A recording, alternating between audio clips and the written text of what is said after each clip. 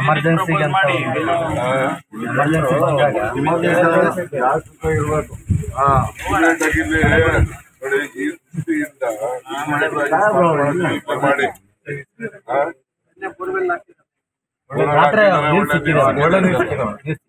Test ಮಾಡಿ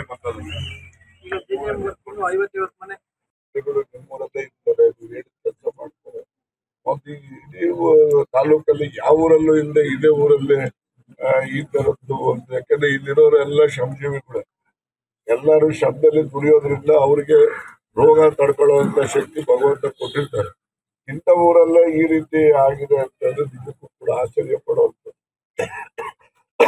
ದುರದೃಷ್ಟಕರ ಅಂತಾನು ಕೂಡ ಹೇಳಲಿಕ್ಕೆ ಕೇಳಿದ್ರೆ, ನಮ್ಮ ಹೋಮ್ ಮಿನಿಸ್ಟರ್ ಕೂಡ ಈ ದಿವಸ ಚಿತ್ರದುರ್ಗಕ್ಕೆ ಹೋಗಿ ಅಲ್ಲಿಂದ ಇಲ್ಲಿಗೆ ಬಂದಿದ್ದಾರೆ. ಬಂದು ನಿಮ್ಮ ಯಾಕೆಂದ್ರೆ ನೀವು ಎಲ್ಲ ಅವ್ರಿಗೆ 3 ಸರಿ 4 ಸರಿ MLA ಮಾಡಿದ್ರಿ, ನಿಮ್ಮನ್ನೆಲ್ಲ ನೋಡ್ತಕ್ಕಂಥದ್ದು, ನಿಮ್ಮ ಕಷ್ಟ ಸಂತತಿ ಅವರು ಕೂಡ ಭಾಗ್ಯ ಆಗ್ತಕ್ಕಂಥ ದೃಷ್ಟಿಯಿಂದ ಒಳ್ಳೆ ಮನಸ್ಥಿತಿಯಿಂದ ನಿಮ್ಮೆಲ್ಲ ಒಳ್ಳೆದನ್ನು ಮಾಡಬೇಕು ಅಂತ ಹೇಳಿ ಬಂದಿದ್ದಾರೆ. ಅವ್ರಿಗೂ ಕೂಡ ನಿಮ್ಮೆಲ್ಲ ಪರವಾಗಿ ನಾನು ಸ್ವಾಗತವನ್ನು ಮತ್ತೊಮ್ಮೆ ಡಾಕ್ಟರ್ ನಮ್ಮ ಜಿಲ್ಲಾ ಆಡಳಿತ ಅವರ ಶಕ್ತಿ ಮೇಲೆ ಕೆಲಸ ಮಾಡ್ತಾರೆ. ಏನ್ರಪ್ಪ, ಯಾರು ಸೋಮಾರಿಗಳಿಲ್ಲ, ಕೆಲಸ ಮಾಡ್ತಾರೆ. ರಾತ್ರೆಲ್ಲ ಹಾಸ್ಪಿಟ್ಲಾಗೆ ಅವ್ರಣ್ಣ ಡಾಕ್ಟ್ರು ಅಷ್ಟೇ ಸರ್, ಭಾರಿ ಶ್ರಮಜೀವಿ ಸರ್. ಎಸ್ ಚೆನ್ನಾಗಿ ಮಾಡಿದ್ದಾರೆ. ಅವ್ರಿಗೂ ಕೂಡ ನಿಮ್ಮೆಲ್ಲರೂ ಪರವಾಗಿ ನಾನು ಅಭಿನಂದನೆ ಸಲ್ಲಿಸ್ತೇನೆ. ನಮ್ಮ ಜಿಲ್ಲಾ ಆಸ್ಪತ್ರೆಗೆ ಕೆಲವು ಡಾಕ್ಟರ್ಗಳು ಬೇಕು. ಈ ಬಾರಿ ಆ ಡಾಕ್ಟರ್ಗಳನ್ನ ಎಲ್ಲ ಪೋಸ್ಟಿಂಗ್ಸ್ ಮಾಡುವಂತ ಕೆಲಸ ಮಾಡ್ತೀವಿ. ನೀವು ಒಂದು ರಿಪೋರ್ಟ್ ಬರೀಬೇಕು. ಈ ಭಾಗದಲ್ಲಿ ಏನಿದೆ, ಇದು ಪೋಸ್ಟ್ ಬ್ಯಾಕ್ವರ್ಡ್ ಏರಿಯಾ ಇದೆ, ಇಲ್ಲಿ ಆರೋಗ್ಯ ಸೇವೆ ಬಗ್ಗೆ ಸಮರ್ಪಕವಾಗಿ ಮಾಡೋ ಅಗತ್ಯತೆ ಇದೆ. ಇದರಿಂದ ಎಲ್ಲೆಲ್ಲಿ ಡಾಕ್ಟರ್ಸ್ ಖಾಲಿ ಇದಾವೆ ಅಂತ ಹೇಳಿ ರಿಪೋರ್ಟ್ ತಗೊಂಡು ಅದನ್ನೆಲ್ಲ ಫಿಲಪ್ ಮಾಡಬೇಕು ಅಂತ ಹೇಳಿ ನೀವು ಒಂದು ಸ್ಪೆಷಲ್ ರಿಪೋರ್ಟ್ ಬರೀರಿ. ಅದರ ಆಧಾರದ ಮೇಲೆ ನಾವು ಕೂಡ ಸಂಬಂಧಪಟ್ಟ ಸಚಿವರಿಗೆ ಗಮನ ಕೊಟ್ಟು ಅದನ್ನೆಲ್ಲರೂ ಕೂಡ ಫಿಲಪ್ ಮಾಡಿಸೋಣ. ಈಗ ನಮ್ಮಲ್ಲಿ ಇದೇ ನೆನೆಸ್ಬಿಟ್ಟಿದ್ದಾರೆ, ಯಾವುದು ಡಯಾಲಿಸಿಸ್, ಯಾರು ರೇಡಿಯಾಲಜಿಸ್ಟ್ ಇಲ್ಲ ಅಂತೇಳಿ 2 ಯೂನಿಟ್ ಡಯಾಲಿಸಿಸ್ ಮಾಡ್ತಿದ್ದಾರೆ. ಹಾಸ್ಪಿಟಲ್ ನಾನು ಹೋದಾಗ ಮಾಡ್ತಾ ಇರ್ಲಿಲ್ಲ. ಅವ್ನು ಯಾವನ ರೇಡಿಯಾಲಜಿ ಅವನು ಹೊರಟೋಗಿದ್ದಾನೆ, ಇಲ್ಲ ಸರ್ ಈಗ ಬಂದವನ, ಈಗ ಅವ್ನು ಹಿಂದೆ ಇದ್ಮೇಲೆ ಸ್ಕ್ಯಾನಿಂಗ್ ಇದನ್ನೆಲ್ಲ ಮಾಡ್ತಾರೆ. ಡಯಾಲಿಸಿಸ್ ಯಾರು ಮಾಡೋರು ಯಾರು?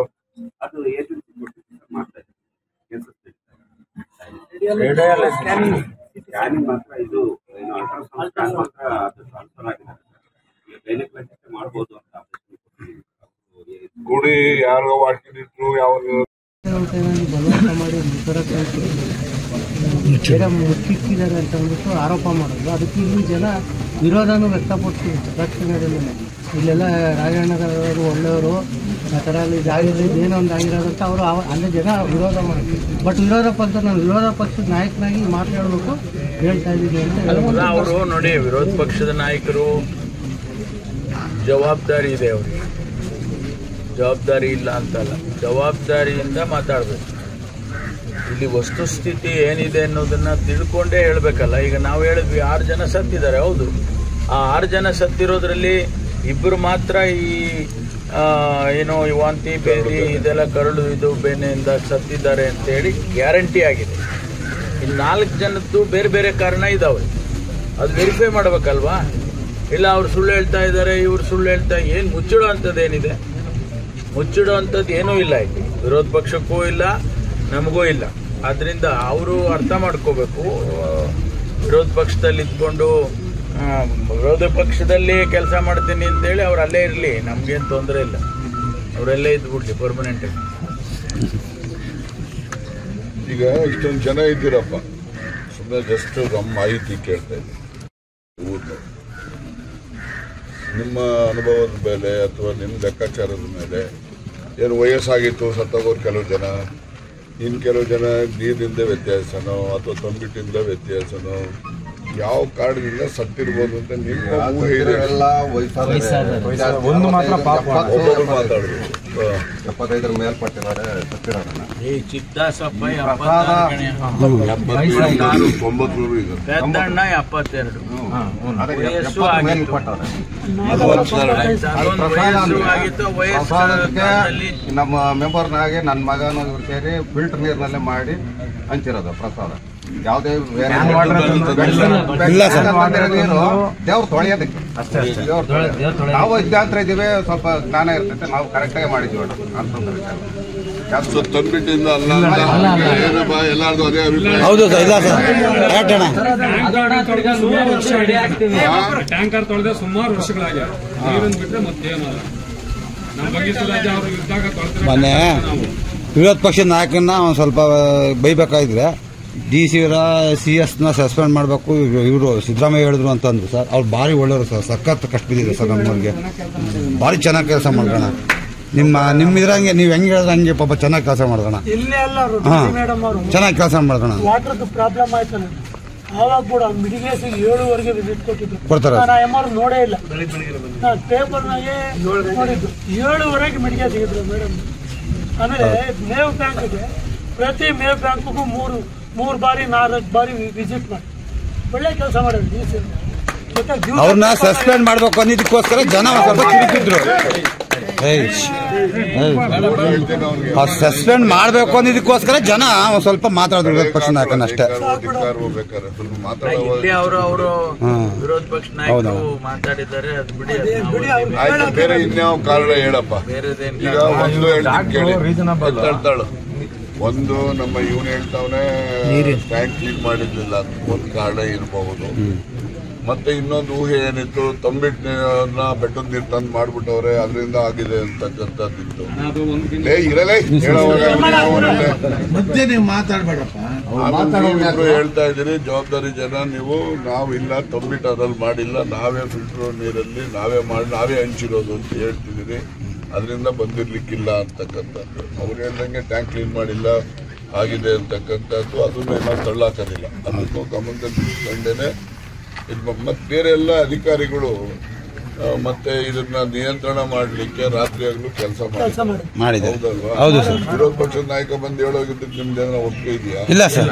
ಮತ್ತೆ ನೀವೆಲ್ಲ ಅವ್ನ ಒಳಗೆ ಸೇರಿಸಬಾರ್ದಿತ್ತು. ನನಗೆ ಹಿಂಗೆ ಅಂತ ಗೊತ್ತಿದ್ರೆ ಹೇಳ್ತಿದ್ದೆ ನಾನು. ನೀವ್ ಹೇಳಿದ್ರೆ ಸೇರಿಸ್ತಿರ್ಲಿಲ್ಲ. ವಿರೋಧ ಪಕ್ಷದ ನಾಯಕರು ಬರ್ಲಿ, ಗೌರವ ಕೊಡೋಣ ಅಂತ ಅಷ್ಟೇ. ಅದಕ್ಕೆ ಅಡ್ಡಿ ಮಾಡಕ್ ಹೋಗ್ಲಿಲ್ಲ. ಇಲ್ಲ ಇವ್ರು ಈ ತರ ಅಲ್ಲಿಂದ ಮನಸ್ಥಿತಿ ಇಟ್ಕೊಂಡ್ ಬಂದವ್ರೆ ಅನ್ನಂಗಿದ್ರೆ ಬೇರೆ ತರ ಯೋಚನೆ ಮಾಡ್ಕೊತಿತ್ತು. ಏನೇನು ಆಗಿದ್ದಾಯ್ತು. ಈಗ ಎಲ್ಲೂ ಕೂಡ ರಘುಪತಿ ಅಂದೆ ಅಂತ ಸರ್ಕಾರದ ಮೇಲೆ ಯಾಕೆ ಕುಂಡಿಸ್ತೀರಾ? ಅಧಿಕಾರಿಗಳಿಗೆ ಯಾರು ಪ್ರೆಸರ್ ಮಾಡಿದ್ದಾರೆ? ಅವನಿಗೆ ಮೀಸೆ ಇಲ್ಲ, ನಿನಗೆ ಮೀಸೆ ಇದ್ದೆ, ನೀನೇನ್ ಮಾಡ್ತೀವಿ? ನಾವು ಮಾತಾಡೋಣ.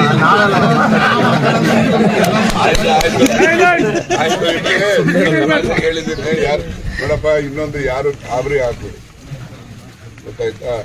ನಮಗೂ ಕೂಡ ದೇವ್ರು ಕೊಟ್ಟಿರೋ ಜ್ಞಾನದ ಮೇಲೆ ನಾವು ಊಹೆ ಮಾಡಿರೋದೇನು ಅಂದ್ರೆ, ನಿಖರವಾದಂತಹ ಕಾರಣ ಇದುವರೆಗೂ ಯಾರೂ ಕೂಡ ಹೇಳಲಿಕ್ಕೆ ಸಾಧ್ಯ ಆಗದೆ ಇರುವಂಥ ಪರಿಸ್ಥಿತಿಯಲ್ಲಿ ಅಧಿಕಾರಿಗಳಲ್ಲೂ ಕೂಡ ಗೊಂದಲ ಇದೆ, ನಮ್ಮಲ್ಲೂ ಕೂಡ ಗೊಂದಲ ಇದೆ. ಈಗ ನಿಖರವಾಗಿ ಹೇಳ್ತಕ್ಕಂಥದ್ದು 2 ಕೇಸಲ್ಲಿ ಮಾತ್ರ ನಿಖರವಾಗಿ ಈ ಕಾರಣದಿಂದ ಸತ್ತಿದ್ದಾರೆ ಅಂತ ಹೇಳಿ ವರದಿ ಬಂದಿದೆ. ಇನ್ನೂ ಕೆಲವು ವರದಿಗಳು ಬಂದಾದ್ಮೇಲೆ ಬೇರೆ ಬೇರೆಯವರು ಯಾವ್ಯಾವ ಕಾರಣ ಸತ್ತಿದ್ದಾರೆ. ಒಬ್ಬರು ಹೃದಯ ಸಂಬಂಧಿ ಕಾಯಿಲೆಯಲ್ಲಿ ಸತ್ತಿದ್ದಾರೆ. ಅವನು ಯಾರೋ ಪೆದ್ದಣ್ಣ ತಿರ್ಗೊಂಡು ತಾಡಿ ನಾಗಪ್ಪ, ಅವನು ಯಾರಿಗೂ ಸಾಯ್ತಿದ್ದಂಗೆ ಡಾಕ್ಟ್ರೆ, ಯಾರಿಗೂ ಕೊಂದಾಗಕ್ಕೆ ಸೀದಾ ತಾಡಿ ತಗೊಂಡು ಮಣ್ಣು ಮಾಡ್ಬಿಟ್ಟವ್ರು ಹತ್ರ. ಹೌದಲ್ವಾ? ಇದೆಲ್ಲ ಆಗಿದೆ. ಅದ್ರ ಮೇಲೆ ಇನ್ನು ಬೇರೆ ಬೇರೆ ಕಾರಣಗಳಿದಾವೆ. ಅದು ನಾನು ನಿಮ್ಗೆಲ್ಲ ಹೇಳೋದೇನಪ್ಪ ಅಂದ್ರೆ, ಯಾರು ಏನಾರಪ್ಪ ಹೇಳ್ಕೊಂಡ್ಲಿ, ಏನ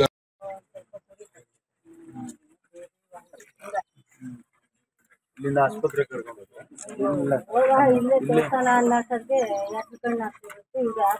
ನಾವು ನಮ್ಮ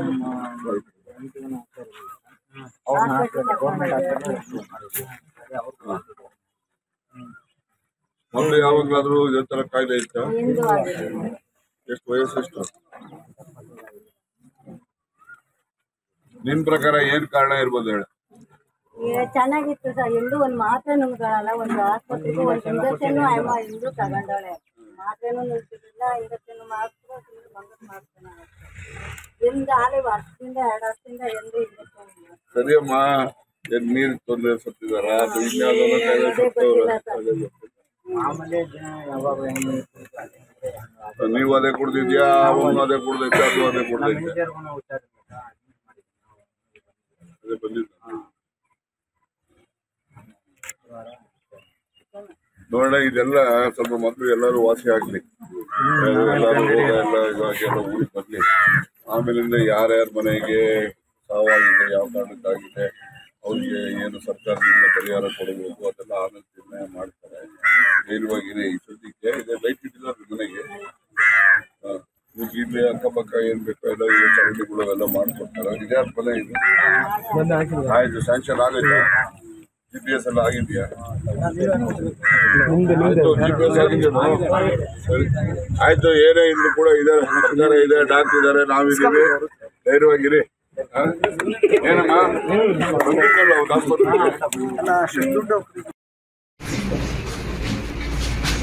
ಡಿಸ್ಚಾರ್ಜ್ಗಳು ಎಲ್ಲ ಕೌಂಟ್ ತಗೊಂಡು 2+11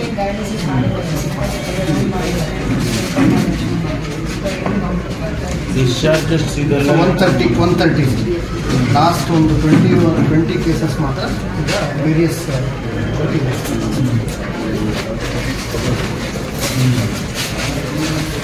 ಯಾರು